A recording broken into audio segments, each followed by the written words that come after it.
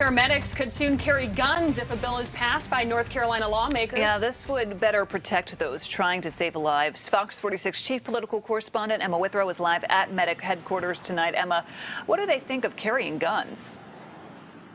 Good evening, ladies. Well, Medics sent me a statement earlier today, and they said they have been closely following House Bill 48. But generally speaking, they're firmly against having guns inside their ambulances within their EMS system, and others actually oppose this bill as well.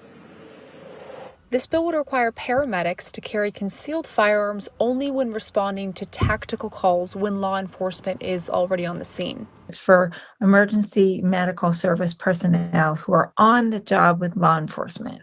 And again, it's law enforcement's duty to provide for public safety and not EMS workers.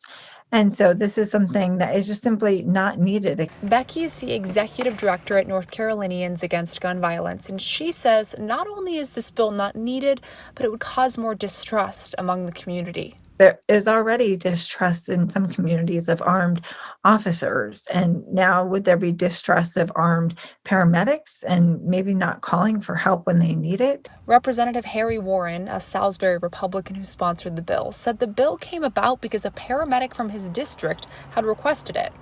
We wouldn't want to see more guns in a situation where it's really meant to de-escalate and figure out how to best provide medical services rather than escalating the situation with a gun. And if this bill does pass, it would go into effect in July, and obviously paramedics would need extensive training. But there is some opposition from Democrats in the House, so there's no telling on whether or not it will pass. Back to you guys.